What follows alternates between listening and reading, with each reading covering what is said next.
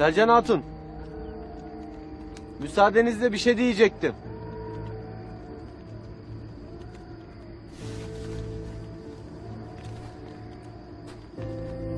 Hayırdır tüccar bu saatte?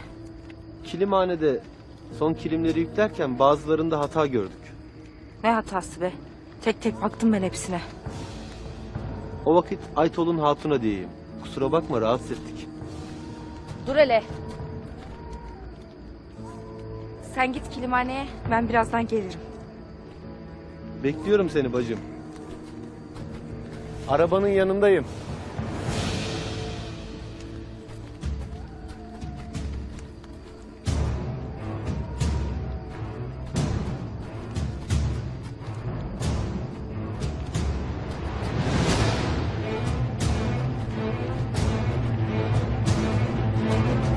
Gündoğdu beyim.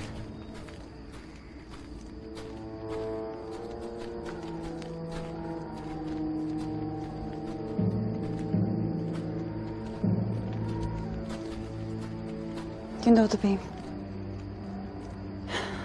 Seni sofrada dertli gördüm. Aklım takıldı. Babamdan müsaade istedim. Seninle konuşmaya geliyordum.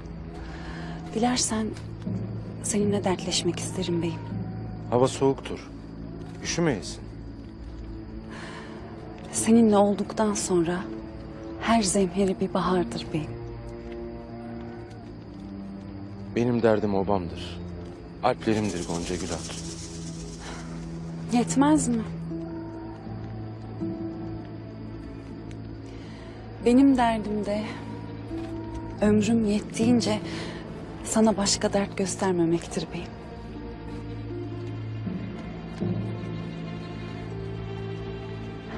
Yürüyelim mi?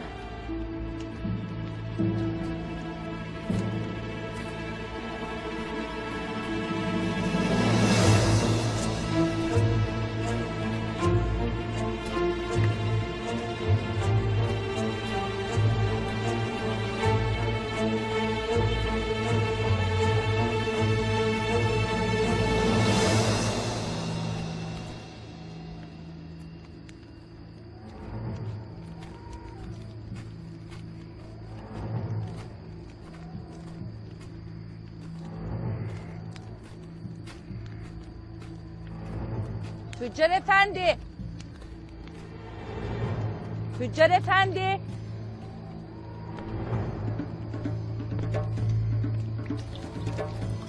Tüccar efendi.